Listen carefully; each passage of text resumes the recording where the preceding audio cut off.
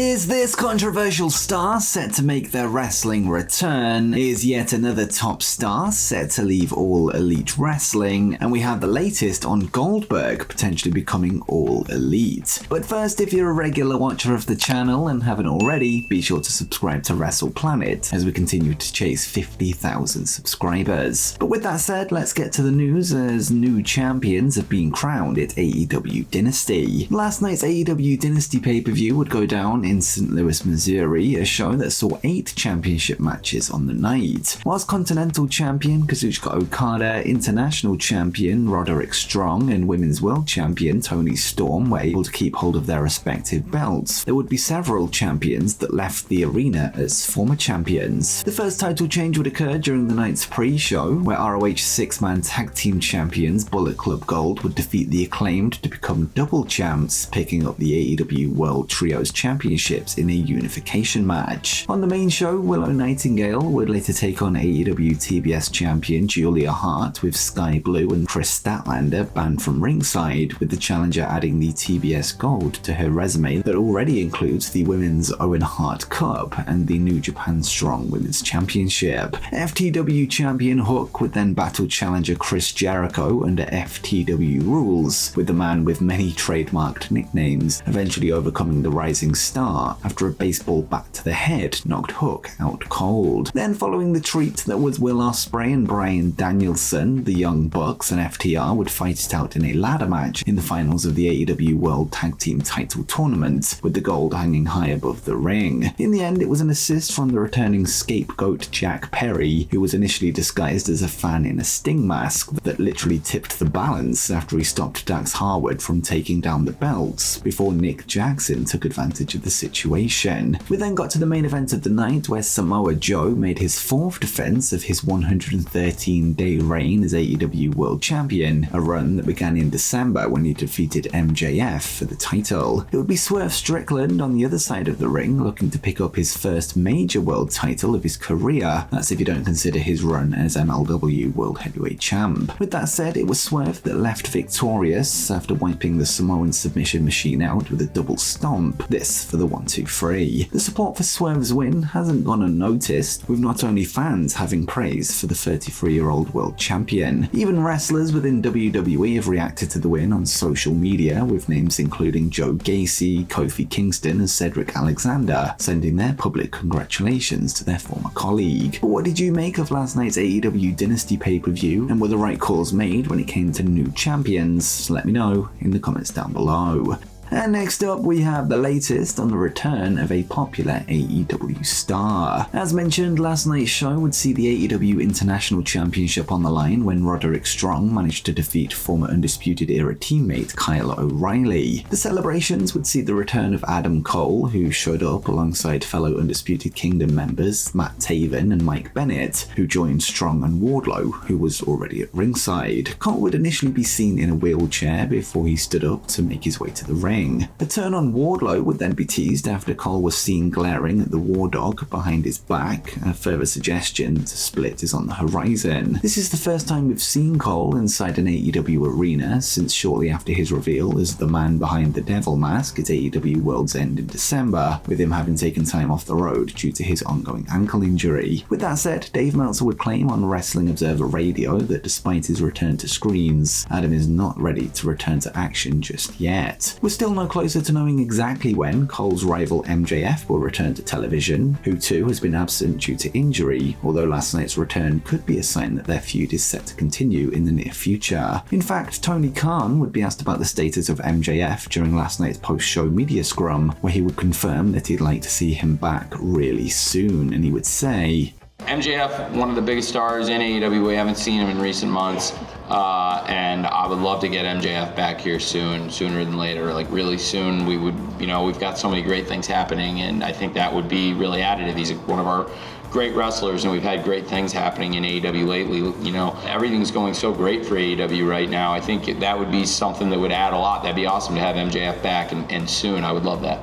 Khan would also discuss former AEW World Champion Kenny Omega and former AEW Women's World Champion Britt Baker, both of which have been absent for quite some time, and Tony would add, I would look forward to seeing both of them as soon as we possibly can. I think both of them have been recuperating from totally different things, and both great former world champions for AEW, and hopefully we can see them both soon.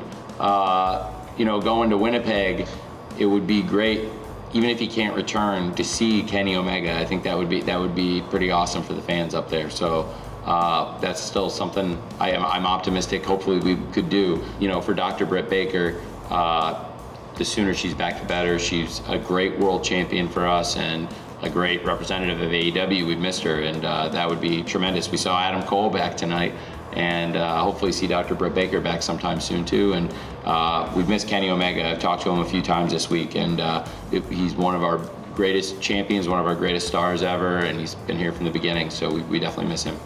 And next up is this controversial star set to make their wrestling return. At Impact Hard to Kill 2020, Tessa Blanchard would make history when she became the first ever woman to hold the Impact World Championship, this after defeating Sami Callihan on the night. However, the move wouldn't be short of controversy, as just days prior, several allegations from prominent fellow female wrestlers came to light, with names such as Big Swole, Allison Kay, Gigi Dolan, Isla Dawn, and Rebel making claims of bullying and harassment against Blanchard, with one claim of a race-fueled incident aimed at La Rosa Negra. With that said, it appears that Blanchard could soon be appearing inside the Impact Zone once again, this for the first time since March 2020. According to a new report from PW Insider, TNA Wrestling have undergone early discussions to bring back Tessa Blanchard to the company at some point, although as of now they've yet to officially reach out to the former World and Knockouts champion. With that said, it appears that they're at least considering giving her another chance and a new management. Tessa hasn't been seen in TNA since the March 7, 2020 tapings of Impact, this on an episode that later aired on April 7, with her later being stripped of the Impact World title on June 25th, after the two sides were unable to come to terms on an appearance at Slammiversary that year in order to defend the belt. The Slammiversary show was just days before her deal expired. It seems now that time may have healed all wounds, with the heat between Blanchard and the company itself potentially lessened due to recent changes in the management structure. But what do you make of a potential Tessa Blanchard TNA return? Is it time to give her another chance in a large promotion, or do you think she's best left untouched? Let me know what you think in the comments down below.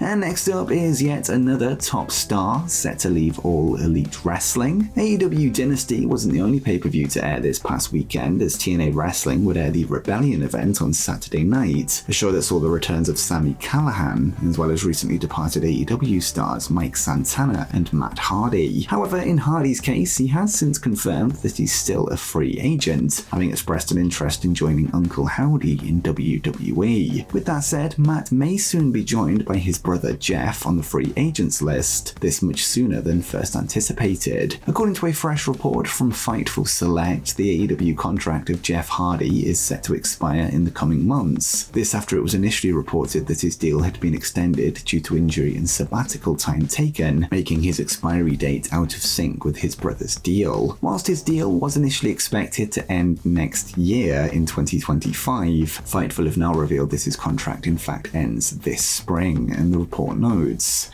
Originally, it was believed that AEW had extended Jeff Hardy's deal into 2025 due to injury and sabbatical time. As of late March, that wasn't the case. At that period, Hardy's deal was set to expire sometime in the spring, based on what Jeff Hardy told other talent at recent conventions. Whilst it remains to be seen what Jeff's intentions are when it comes to staying or going, it's certainly possible that we could see the Hardy Boys reunited on the independent scenes in TNA Wrestling, or perhaps in WWE if that move were to eventually happen. This is mere speculation on my part, but could this be the reason Matt Hardy has chose to sign a pay-per-appearance deal with TNA whilst he waits for his brother to join him? I guess only time will tell. But do you think we could eventually see broken Matt Hardy and brother Nero reunite? And do you think they would be a good fit for the upcoming Uncle Howdy faction in WWE? Let me know in the comments down below. And finally, we have the latest on Goldberg potentially becoming All Elite. Ever since his WWE exit at the start of 2022, fans have speculated on the possibility of Goldberg joining All Elite Wrestling to finish off his career with one last run, with Tony Khan confirming in the past that he has spoken to the former WCW World Champion. However, Goldberg has yet to return to the ring full stop, despite expectations of one last run, whether that be in AEW, WWE, or a self-promoted tour. Speaking on 93.7 The Ticket this weekend, Goldberg would be asked if he's ever had talks with AEW over joining the promotion, something he would confirm has happened, although he admitted that he has no interest in such a move, and Bill would say, I've talked to him a number of times throughout the past, but, you know, and this is where you're going to get the most blunt answer you're going to get from me. The product is too cheesy. It doesn't deserve to have, whatever. Now you're really going to get me going. But if there was a comparable, viable option as a competitor that would allow me to still look myself in the mirror after I was a member of their roster, yeah, then it would be a consideration, but not a chance.